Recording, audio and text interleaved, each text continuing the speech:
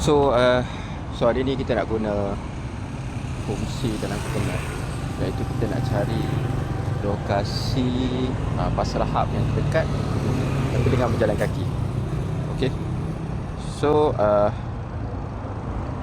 as usual, kita just type parcel, okay, and then search, and then cari yang paling dekat.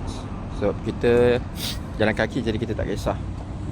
Okay, mungkin saya pilih is best jalan kaki 3 minit, and then klik yang butang yang bawah sekali, abang location ni. Okay.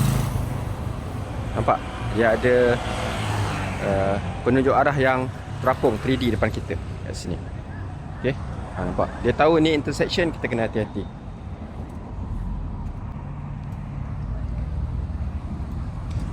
So kita terus jalan lah.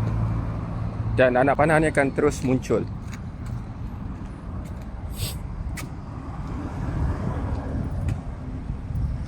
Dia akan terus muncul. Okay, so this is easier lah, daripada kita tengok phone dekat screen, kita tak nampak kat depan. So macam ni kita boleh nampak kat depan. Okay. So tuan-tuan puan-puan boleh cuba. Dan boleh komen kat bawah apa pandangan korang. Okay.